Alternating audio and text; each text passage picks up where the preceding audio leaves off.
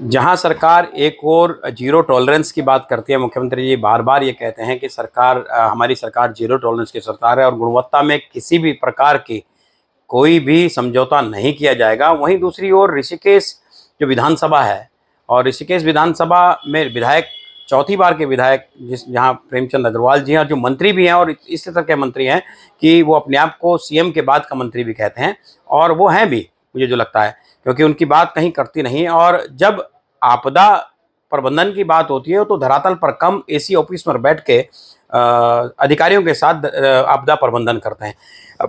वैसे तो वो मंत्री हैं उत्तरकाशी और टिहरी जिले के। टिहरी जिले में और उत्तरकाशी में लगातार आपदाएं आ रही हैं और आपदा में एक दिन भी मैंने कहीं किसी समाचार पत्र के माध्यम से नहीं देखा कि उन्होंने कोई दौरा किया हो।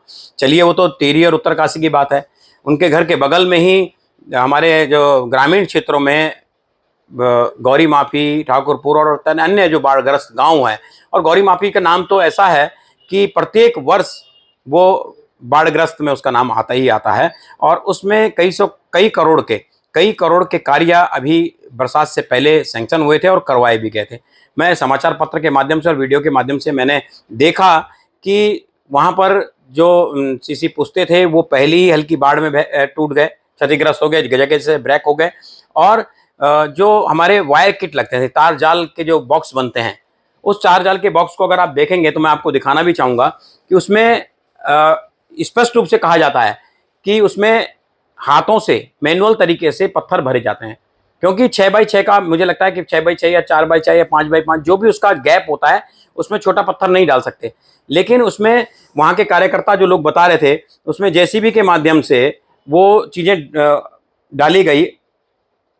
मैं आपको दिखाना चाह रहा हूँ, ये देखिए, वो हाथ में देखिए कंक्रीट इस तरह का जाल बना गया। ये जाल कैसे टिकेगा जब इतने छोटे छोटे पत्थर उसके अंदर होंगे और रेत होगा उसके अंदर, तो उस जाल नहीं टिकेगा। दूसरा, आप ये तटबंध बनाए, ये देखिए खोखला हो गया, पहली ही बरसात में, पहली ही हल्की सी बाढ़ में ये खोखला हो गया। तो कहीं ना कहीं बहुत बड़ी धांधली है। मीडिया ने बहुत 2 दिन पहले इसको लिखा, सोशल मीडिया में चल रहा है, मैं भी बार बार लिख रहा हूं। उसके बावजूद भी, इतने दिन होने के बावजूद किसी कार्रवाई की कोई बात मंत्री जी की तरफ से, क्षेत्रीय विधायक की तरफ से नहीं आई कि मेरे क्षेत्र में इस तरह की गड़बड़ी हो रही है, गुणवत्ता में इस तरह की धांधली हो रही है, तो कौन इसमें दोषी है और कौन अधिकारी हुआ है जो इस तरह की हरकतें, इस तरह का काम करवा रहा है, उसके खिलाफ कार्रवाई नहीं की जा रही है। तो कहीं ना कहीं अगर मंत्री जी इसमें कार्रवाई नहीं करते, मैं आपके चैनल माध्यम से मंत्री जी से कहना चाहता हूं, मंत्री जी अगर आप इसमें कार्रवाई नहीं कर रहे हैं, आपने G20 का काम देख लिया होगा, G20 की स्थिति देख लीजिए। आज G20 का काम धरातल पर कहीं दिखाई दे रहा है, लाखों रुपए का काम, करोड़ों रुपए का काम वो भी हुआ, धरातल पर कहीं नहीं है। अब डिवाइडर की गुणवत्ता की हमने बात की थी तो आपने हमको मुकदमा इनाम में दिया, लेकिन भैया अब ये वाला तो देख लीजिए, क्या एक और मुकदमा देने के चक्कर में है? आप मुझको जितने मर्जी मुकदमे दीजिए, लेकिन ये आपकी विधानसभा का मामला, आपके क्षेत्र का मामला, आपकी जनता की सुरक्षा का मामला है।